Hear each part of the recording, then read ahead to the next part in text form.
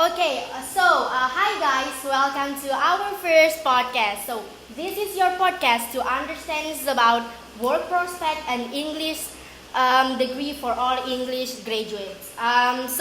Jadi mau kemana sih? Apa yang akan dilakukan anak-anak bahasa Inggris ketika lulus? Nah, before we dive in, this is the program from Himabri Scientific Language Center. And me, Dini Sabila, as a host in this occasion, together with Kak Hari Suharsono, SPD, as our main speaker. So, hi Kak Hari. Halo. Sudah berapa lama Kak Hari menggeluti pekerjaan Kak Hari ini? Ya, saya boleh perkenalkan. Ya. Nama saya Hari Suharsono, saya graduate of English study program. Jadi saya masuk di tahun 2013. Ya. Selesai kemarin di tahun 2018 akhir. Jadi kalau untuk menggeluti kegiatan sekarang ini itu baru masuk di 6 bulan. Awal Covid kemarin baru menggeluti. Cuma sebelumnya pernah kerja di tempat lain. Itu di salah satu non-government organization. Iya. Itu selama kurang lebih hampir setahun. Itu saja. Oke, terus Kak kan selain menggeluti di bidang ini, Kak Hari ini ada kerja di tempat lain atau ini satu-satunya? Kalau untuk sekarang sebenarnya kemarin mau coba cari sampingan, tapi mungkin ya tuntutan harus fokus ya kali ini. Jadi untuk sekarang belum ada berpikir untuk ke tempat lain gitu. Masih fokus di sini saja. Nah, Kak Hari ini kan lulusan dari bahasa Inggris. Jadi kayak kira-kira seberapa besar sih peluang anak bahasa Inggris yang sudah lulus untuk diterima bekerja di tempat lain?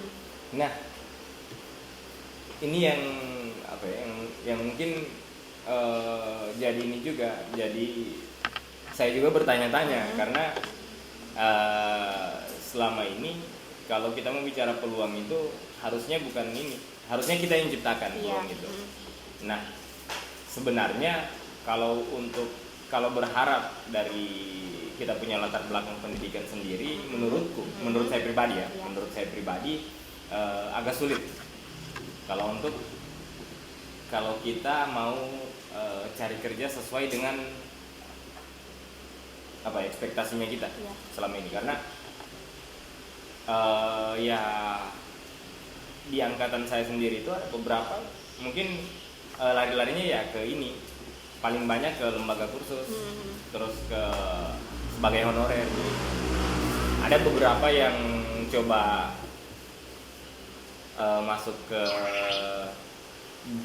tempat kerja yang di luar backgroundnya kita, tapi itu ini agak sulit sedikit gitu. Oke, next question. Pekerjaannya Kak Hari sekarang ini itu merupakan minat, bakat, passion, atau memang dirasa harus buat melakukan pekerjaan ini? Minat, bakat, passion. Jadi kalau untuk apa yang saya kerjakan hari ini mungkin lebih ke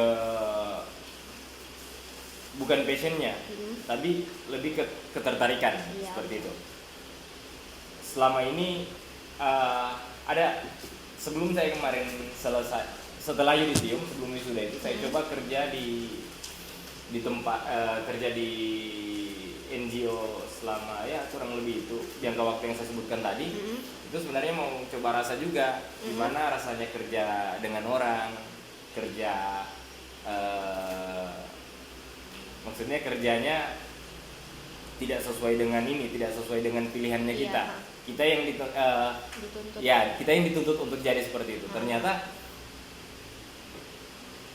jauh dari ekspektasi seperti itu. Makanya kemarin sempat kepikiran kalau misalnya mau pekerjaan yang sesuai dengan keinginan, waktu kerja sesuai dengan kemauan sendiri, mungkin mending ciptakan lapangan pekerjaan sendiri daripada. Berarti lebih enak kerja sendiri ya? Kerja Sebenarnya dua-duanya enak, Uh-huh. cuma begini, kadang ada ini, kira-kira kadang ada pertanyaan kayak gini kan. Jadi gaji tinggi tapi tidak sesuai keinginan atau bekerja sesuai keinginan, sesuai minatnya kita dengan gaji yang pas-pasan itu. Iya.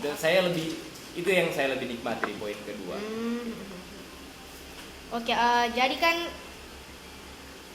pasti ada hal yang melatar belakangi Kak Hari buat Ya. terjun di sini kan. Iya. Kira-kira bisa diceritakan sedikit latar belakangnya kenapa sampai Yang mau latar belakang apa ya? Karena mungkin itu saja ketertarikannya ada di situ. Sekarang kan lagi coba-coba cari peluang juga. Jadi kemarin sempat ada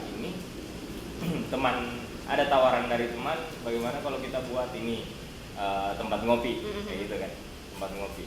Kebetulan ya selama ini waktunya kita itu habis di situ. Jadi selama ini tidak ada kesibukan, ngurus tugas sakit pasti kerjanya itu di tempat ngopi, kerja skripsi dan lain-lain begitu. Jadi kenapa tidak kita ciptakan tempat sendiri yang seperti itu, tapi maksudnya ini berawal dari kegelisahan semua gitu. Jadi kebetulan ada besar keinginan di situ dan ketertarikannya juga lumayan, ya kenapa tidak gitu.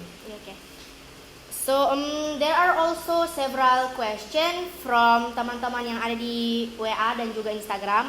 Oke, ini dari Alda Maharani, angkatan 2019. Jadi questionnya adalah, are there any of their hardest part of being in English education major in order to find a job? If so, how did they face it? Jadi kayak kesulitan yang dihadapi anak bahasa Inggris buat cari pekerjaan itu kira-kira apa? Ya, kesulitannya karena mungkin menurutku kesulitannya hanya karena terbatas lowongan pekerjaan untuk kita. Karena ya kasihan teman-teman yang tidak punya keinginan untuk menjadi seorang tenaga pendidik itu gitu. Itu bingung mau lari kemana. Selain jadi guru, saya mau jadi apa gitu. Makanya itu harus matang secara ini, jangan harus matang. Maksud saya harus matang itu dalam artian teman-teman harus bisa lihat dulu kondisi ketertarikannya di mana. Jadi sebelum keluar sudah ada persiapan untuk jadi itu. Oke, ini next question via Instagram dari @hmj_bahasa dan sini FK Puntat. Jadi seperti yang kita ketahui kalau Kak Hari ini juga dulunya adalah salah satu member dari Himabris. Oke, jadi pertanyaannya adalah apakah pengalaman berorganisasi saat Kak Hari kuliah dulu itu berpengaruh pada saat di dunia pekerjaan? Kalau dibilang berpengaruh, sangat berpengaruh. Jadi ada beberapa hal-hal yang memang yang tidak didapatkan di waktu perkuliahan itu saya dapat di organisasi dan itu membantu. Hanya saja yaitu kadang ada sedikit hal-hal yang memang di organisasi itu yang ada hal-hal yang kurang yang banyak kayaknya kurang efektif begitu. Jadi pesan saya kalau untuk teman-teman yang berorganisasi ya maksimalkan semua apa yang didapat, jangan terlalu lama di situ. Kemudian saya ada juga penyesalan karena terlalu lambat kuliah karena itu terlalu banyak ikut organisasi dan lain-lain. Tapi di sisi lain memang banyak pelajaran, banyak hal-hal penting yang saya dapatkan di situ. Makanya kalau untuk teman-teman sih lebih baik bagusnya berorganisasi, tapi pendidikannya juga secepatnya harus diselesaikan. Oke, the final question is from Dela Zahra. Jadi pertanyaannya itu bagaimana profesi entrepreneur sama lulusan bahasa Inggris itu bisa berjodoh? Itu kira-kira kenapa dan bagaimana? Kalau ditanya berjodoh bingung juga. Jodoh ini kita yang cari atau datang sendiri begitu. Kalau bilang berjodoh begitu ya kayaknya. Ya, betul. Jadi sebenarnya peluang itu kita yang ciptakan. Seperti yang saya bilang tadi, jangan menunggu bola kalau bisa. Jadi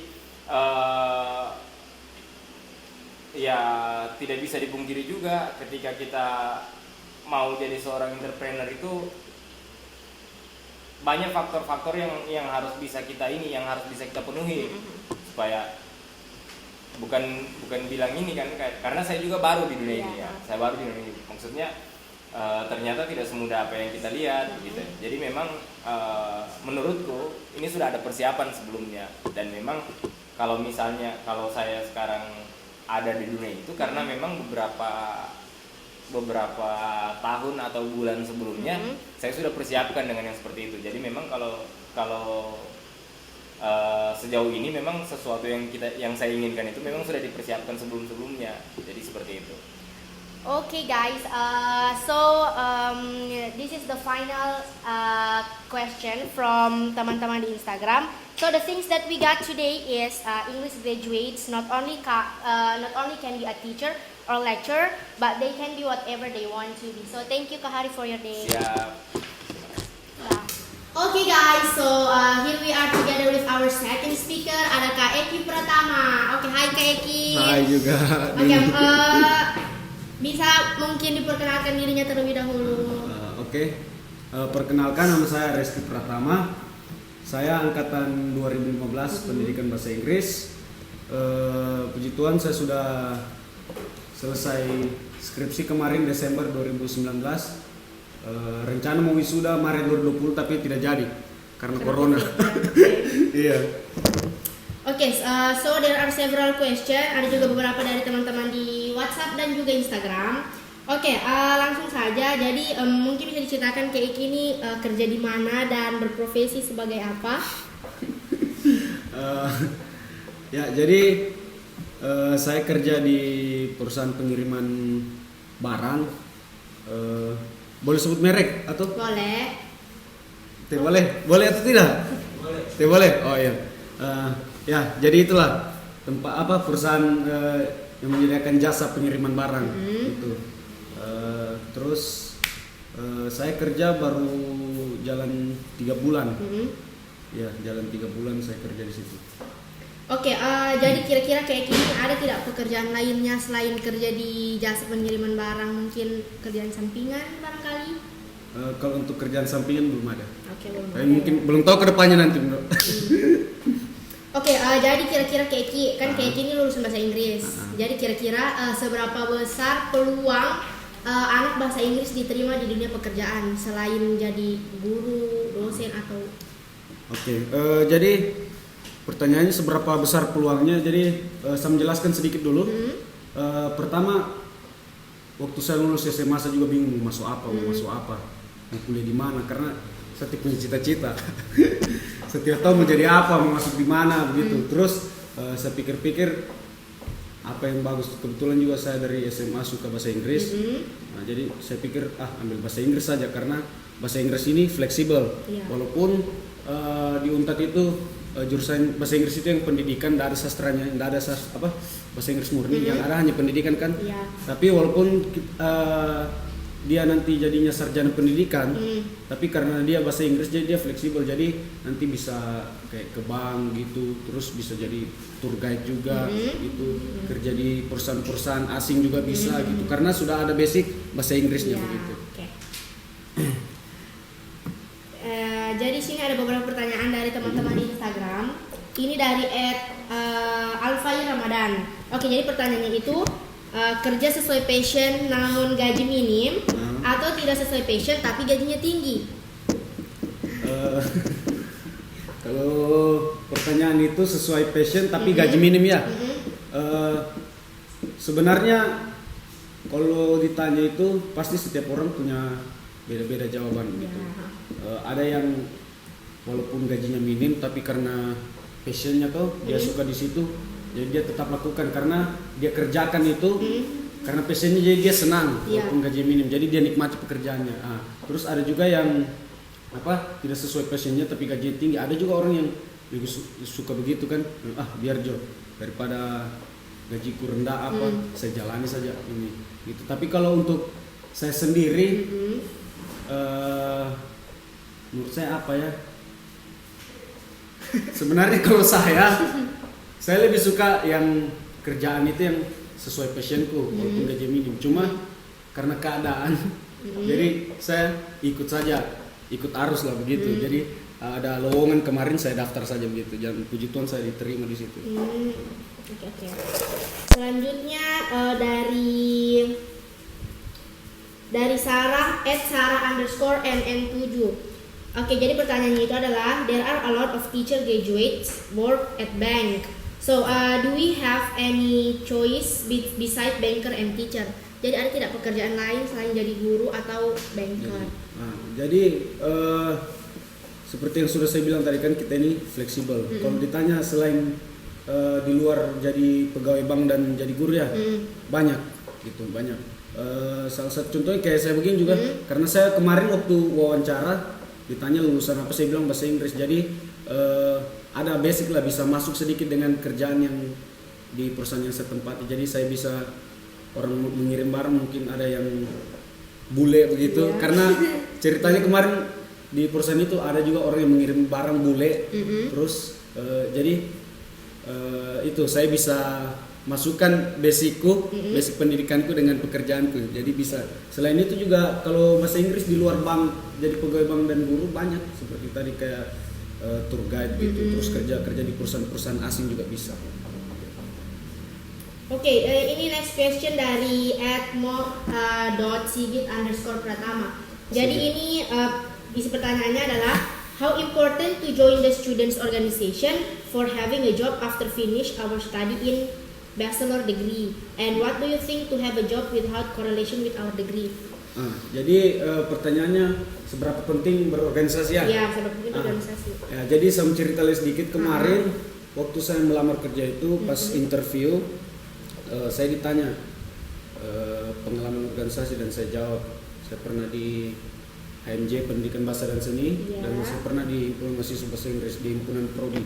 Nah, terus saat wawancara itu saya pokoknya dari awal wawancara, setelah saya bilang saya berorganisasi di kampus, pokoknya dari situ mulai bahas organisasi terus begitu. Jadi kalau dibilang seberapa penting sekali, karena di wawancara itu saya sudah rasakan sendiri pengalaman tuh. Kebetulan yang kepala cabang kemarin itu dia bilang saya juga waktu kuliah berorganisasi, jadi dia tanya saya seputar organisasi, dia tanya saya pengurus divisi apa begini dan saya jelaskan bla bla bla bla, dan ditanya bagaimana cara menyelesaikan problem yang ada di himpunan gitu, dan saya jelaskan semua. Jadi segala yang saya dapat di himpunan kemarin waktu kuliah itu sangat berguna, sangat berpengaruh di dunia kerja, karena itu adalah soft skill bekal kita gitu. Oke, ini dari WhatsApp, pertanyaan via WhatsApp ini dari Alda Maharani, angkatan 2019. Jadi pertanyaannya adalah are there any of their hardest part of being in English education major in order to find a job? If so, how did they face it? Jadi kira-kira ada kesulitan apa dari lulusan bahasa Inggris buat cari kerja? Kalau misalnya ada, bagaimana cara face the reality? Kesulitan lulusan pendidikan bahasa Inggris ya? Kalau kesulitannya sih, kalau menurut saya karena berbenturan dengan maksudnya kita kan gelarnya pendidikan gitu. Jadi kalau mau masuk di tempat-tempat lain ya paling yang dipermasalahkan itu gelarnya, pendidikannya itu begitu. Terus bagaimana cara mengatasinya? Kalau menurut saya itu selagi kita masih berkuliah ikutlah organisasi gitu, karena di situ kita dapat semua bagaimana cara solve problem begitu. Karena semua ilmu yang kita dapat di organisasi tidak semua yang kita ada dapat di dalam kelas begitu. Jadi kayak saya kemarin kalau mau dibilang saya juga tidak masuk, saya pendidikan, saya bekerja di bagian ekspedisi begitu. Tapi ya itu saya pas diwawancara saya bilang konga-konga saja sama kepala cabang, jadi ya diterima begitu. Gitu, iya. Okay, the next question is our final question. Ini dari Dela Azahra juga sama dari angkatan 2019. Jadi pertanyaannya itu profesi employer sama lulusan pendidikan bahasa Inggris itu bagaimana bisa berjodoh atau bisa masuk, kan agak jauh gitu. Jadi kira-kira kenapa bisa kayak itu masuk ke Itu maksudnya employer ini karyawan apa begitu? Sembarang karyawan. sesuai dengan Kenapa bisa masuk ya? Apa ya? Kalau saya kenapa bisa masuk? Kalau saya kemarin saya hanya ikut-ikut saja begitu. Daripada saya menganggur gitu, ada lowongan buka, saya daftar saja dan ikut seleksi, berkas lolos, ujian tes lolos, dan interview lolos gitu. Jadi kalau ditanya bagaimana bisa masuk, apa hubungannya dengan lulusan bahasa Inggris dengan itu, apa ya? Pokoknya itu keluarkan saja kemampuan kita begitu.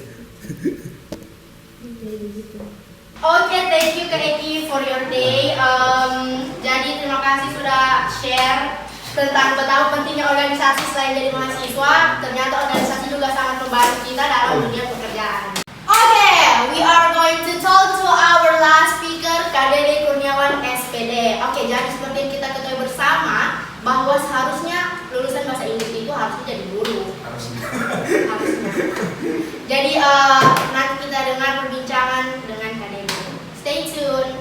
Well, we are together with our last speaker. Jadi di sini sudah ada Kak Dede. Oke, hai Kak Dede. Halo. Mungkin Kak Dede bisa perkenalkan diri terlebih dahulu sebelum kita mulai. Okay, hello. My name is Dede Kurniawan. I am teacher at Al Azhar Mandiri Palu Junior High School. So I say thank you to all the administrator of Himabris to invite me in Himabris podcast. Thank you. Oke, langsung saja. Jadi mungkin bisa Kak Dede ceritakan dulu latar belakang sampai kenapa Kak Dede bisa. Jadi latar belakangnya saya ini pertama, saya memang basicnya itu untuk bahasa Inggris itu memang nggak mau jadi guru. Karena kebetulan waktu sebelum lulus SMA, rencana memang mau lanjut ke bahasa Inggris, tapi cara yang carinya itu sastra Inggris. Kebetulan di Unpad itu kan nggak ada sastra Inggris, jadi saya pilihnya itu pendidikan bahasa Inggris. Ketika semester 1 sampai semester 3 itu keinginan nggak mau jadi guru. Tapi ternyata ketika semester 4 sampai semester 5 itu ada mata kuliah yang berkejurusan untuk fokus di keguruan. Nah, dari situlah muncul kayaknya enak jadi guru. Karena sudah terbangun juga oleh beberapa dosen yang mengajarkan tentang ilmu tentang keguruan. Dan juga yang saya ingat sekali kata-kata dosen saya almarhum Pak Yos, kalian belum dapat, Pak Yos meninggal 2016. Dia bilang, "Nah, jadi guru itu bukan profesi, tapi guru itu adalah panggilan jiwa." Dan itu ya salah satu menginspirasi kenapa saya ingin menjadi guru. Dan itu ternyata betul, karena kenapa kita bisa lihat kualitas guru sekarang beda sekali guru yang memang niatnya panggilan jiwa untuk mengajar sama juga guru yang memang sekedar mengajar. Kenapa sih bilang sekedar mengajar? Mungkin guru tersebut itu belum mempunyai jiwa untuk mengajar, karena saya pernah baca juga di buku, saya riset juga di Google bahwa sebenarnya kan Indonesia ini tertinggal sekali untuk pendidikan, apalagi dibandingkan dengan negara-negara maju. Seperti sekarang ini saya pernah baca bahwa pendidikan yang paling bisa kita lihat itu yang paling bagus itu di Finlandia. Nah, kenapa di Finlandia? Karena di Finlandia itu ternyata status gurunya itu tidak kayak di Indonesia. Di Finlandia itu jadi guru itu susah. Jadi guru itu susah karena seleksinya itu ketat. Sedangkan jadi guru itu nggak boleh S1, harus S2. Apalagi untuk guru SD. Guru SD itu wajib S2, nggak boleh S1. Dan juga status guru itu di sana tinggi kayak dokter. Kan kondisinya kita bisa lihat dokter itu sangat dihargai di matanya masyarakat kan. Nah, sedangkan di Indonesia itu tidak. Guru itu hanya sebagai sudahlah jadi guru saja, nggak ada pekerjaan lain. Coba kalian bisa lihat sama tanya bahasa Inggris, pasti orang nggak mau jadi guru, nggak mau jadi. Begitupun saya. Tapi ternyata kesini saya mau jadi guru. Kembali lagi ke Finlandia, ternyata Finlandia itu guru itu dihormati sekali, statusnya itu sama kayak dokter. Sehingga pendidikan di Finlandia itu bagus, beda dengan pendidikan yang di Indonesia karena statusnya itu. Jadi latar belakangnya kenapa saya mau jadi guru, karena saya ingat kata-kata Ayos almarhum bahwa guru itu panggilan jiwa, dan saya rasakan ketika lihat saya mengajar siswa atau siswi bahasa Inggris, ketika mereka bisa itu kayak ada kepuasan sendiri yang tidak bisa didapatkan dari pekerjaan lain. Itu malah melatar belakangi kenapa saya menjadi guru. Oke, jadi kan sekolah di Palu ini banyak ya. Kenapa sih Kak Dede pilihnya SMP Al Azhar? SMP Al Azhar pertama kita realistis. Ya. Kebanyakan mahasiswa itu kenapa tidak mau jadi guru? Satu, jadi guru honor. Saya pernah jadi guru honor di salah satu sekolah swasta yang saya sebutkan, dan itu bayangkan deh, honornya itu sekitar 300.000 satu bulan, dan bayangkan 300.000 per bulan itu cuma habis di bensin. Nah, kenapa saya pilih di SMP Al Azhar? Di SMP Al Azhar itu pertama itu salah satu sekolah yang memikirkan bagaimana kesejahteraan gurunya, dan alhamdulillah untuk masalah kesejahteraan gurunya diperhatikan, tidak sama seperti menjadi guru honor. Seperti itu. Jadi saya misalnya kalau ada teman-teman memang mau jadi guru, selama pemerintah masih begini belum memikirkan kesejahteraan guru, apalagi jadi guru honorer, lebih baik jangan. Kalau misalnya mau jadi guru, cari memang sekolah yang benar-benar mensejahterakan gurunya, walaupun bukan PNS, terkecuali PNS. Kalau PNS pasti betul kesejahteraannya karena dibiayai oleh pemerintah, honornya juga ada tunjangannya, honornya juga sesuai dengan keringatnya kita. Tapi dibandingkan dengan guru honorer sudah mengajar kesana kemari, capek keluar tenaga, ajar anaknya orang, tapi tidak sesuai dengan keringatnya kita untuk masalah gajinya. Karena hidup itu realistis. Kita ini butuh makan, kita ini butuh menyambung hidup. Kalau sekitar 300.000 itu untuk satu bulan itu susah untuk kesana. Nah, jadi Kak Dede ini selain jadi guru, Kak Dede ini punya pekerjaan lain tidak, kayak pekerjaan sampingan? Kalau pekerjaan sampingan, karena kan kita ini basicnya ini bahasa Inggris, saya ada kerjaan sampingan. Jadi saya sekolah itu mengajar dari hari Senin sampai hari Jumat. Nah, sampingannya saya itu hari Sabtu sama hari Minggu itu saya biasanya ajar privat anak-anak SD Al Azhar. Nah, jadi dari situ saya mendapatkan fee dari sampingannya situ, sehingga alhamdulillah menambah untuk salary-nya saya seperti itu. Dan rencananya juga mungkin 1 kali promosi, mungkin 1 bulan 2 bulan ke depan rencananya saya akan membuka 1 lembaga kursus bahasa Inggris belum besar. Jadi yang saya utamakan itu untuk anak-anak SD, karena kenapa? Sekarang ini di SD itu tidak ada pelajaran bahasa Inggris. Nah, sedangkan bahasa Inggris itu penting untuk kedepannya. Nah, jadi saya rencana kedepannya akan membuat tempat kursus yang sederhana, dan juga mungkin ketika ada mahasiswa bahasa Inggris yang memang mau mengajar, saya akan panggil 1 kali juga. Saya ingin membantu mahasiswa dalam keseharian untuk tambah uang saku, uang apa dan yang lain-lain. Doakan semoga saja corona cepat hilang. Oke, amin. Oke. Next, kan Kak Dede ini sekarang sudah kerja ya, sudah jadi kira-kira Kak Dede ini punya keinginan tidak buat melanjutkan pendidikan mungkin? Kalau keinginan melanjutkan pendidikan pasti semua orang punya. Saya juga ada satu mimpi saya ingin melanjutkan kuliah, entah itu S2, entah itu S3 itu, saya ingin keluar negeri. Nah, jadi untuk keinginan itu ada. Cuma belum tahu kapan, ya semoga saja secepatnya. There are several questions also from teman-teman di WhatsApp dan juga Instagram. Jadi ini ada beberapa pertanyaan dari WhatsApp. Ini dari Alda Maharani angkatan 2019. Jadi isi pertanyaannya itu, are there any of their hardest part of being in English education major in order to find a job? If so, how did they face the reality? So the hardest part when we are the English graduated or fresh graduated to find a job that if you don't have a network. Jadi kalau misalnya kita tidak punya jaringan, itu pasti akan susah untuk cari kerja. Nah, di mana kalian bisa dapat jaringan ini? Ketika kalian di kampus. jaringan ini bukan hanya cuma kalian ada sesuai dengan anak bahasa Inggris, kok bisa kalian sebarkan dengan anak-anak dari fakultas lain, dari prodi lain. Sehingga biasanya ketika kita punya banyak teman, kita punya banyak jaringan, apalagi kita kenal dengan senior-seniornya kita, pasti senior-seniornya kita tuh akan pasti mencari juniornya dulu. Juniornya dulu diprioritaskan untuk mendapatkan pekerjaan. Karena kenapa? Seperti pengalaman saya pernah ketika saya lulus, saya dihubungi salah satu senior saya, bilang, "Dek, kamu mau mengajar?" "Ya, mengajar di mana, Dek?" "Mengajar di salah satu sekolah SMP." "Nah, kamu mau mengajar di situ?" "Ya, boleh, Kak. Boleh untuk isi-isi kekosongan saya." Dan alhamdulillah dari situ saya hanya menganggur itu sekitar 1 bulan 2 bulan setelah lulus. Habis itu saya dapat pekerjaan. Saya lanjutkan yang saya bilang tadi, saya hanya dapat honor sekian 300.000, dan tidak lama ada pembukaan lowongan guru untuk di Al-Azhar. Saya alhamdulillah keterima di sini.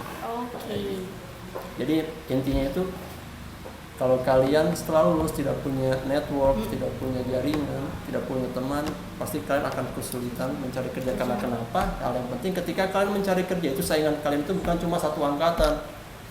Bisa juga saingannya kalian seniornya kalian, saingan kaliannya juniornya kalian yang baru-baru fresh graduate, kayak begitu. Oke, ini juga ada beberapa pertanyaan dari teman-teman di Instagram. Oke, ini dari @moh.sigit_pratama. Jadi pertanyaannya itu adalah, how important to join the student organization for having a job after finish our study in bachelor degree? And what do you think to have a job with hard correlation with our degree? With hard correlation, Yeah. jadi korelasinya yang berbeda. So, if you want to find a job and you join the organization, it's so important. Why I say it's so important? Because when you join the organization, you will study more. You will not get a lesson in the organization from the classroom. Jadi itu penting karena kenapa? Kita di organisasi kita diajarkan bagaimana manajemen waktu, bagaimana bersosialisasi, bagaimana kita memimpin orang-orang di organisasi. Nah, ketika di pekerjaan biasanya orang dicari pengalaman kerjanya apa, pernah ikut organisasi apa, dan itu biasanya yang dilihat. Itu biasanya yang dilihat sama pencari kerja. Dan kalau misalnya ada yang lewat misalnya nggak mau jadi guru, tidak ada korelasinya, itu sah-sah saja. Karena lulusan bahasa Inggris itu bukan cuma hanya jadi guru. Biasanya ada juga yang bisa jadi guide, ada juga yang bisa jadi pegawai bank, dan bisa juga untuk jadi banyak pekerjaan yang bahasa Inggris seperti itu. Banyak yang ada temanku juga yang dia sebagai kerja jadi admin atau di salah satu kantor swasta. Jadi untuk bahasa Inggris itu jangan khawatir lah, karena sekarang salah satu persyaratan kerja itu biasanya dicari yang mempunyai kemampuan berbahasa Inggris. Oke, ini last question dari teman-teman Instagram. Ini dari @alfairamadan. Jadi isi pertanyaannya itu, ini kalian pilih mana ini? Kerja sesuai passion namun gaji minim, atau tidak sesuai passion tapi gajinya tinggi? Kalau dari saya tidak sesuai passion tapi gaji tinggi. Karena kenapa? Passion itu bisa dicari. Tapi gaji itu realistis. Kita tidak bisa hidup dengan sekian atau kurang. Kita pasti punya kebutuhan yang harus kita penuhi. Jadi kalau saya tidak dengan passion tapi gaji nanti sambil mencari, muncul passion di pekerjaan itu, daripada kita di situ terus passionnya tinggi tapi gajinya kecil, tidak mencapai kebutuhannya kita, ya untuk apa? Realistis. Oke, thank you Kak Dede sudah share pengalamannya. Oke, jadi teman-teman, bisa kita tarik kesimpulan dari ketiga narasumber kita kemarin bahwa tidak selamanya lulusan bahasa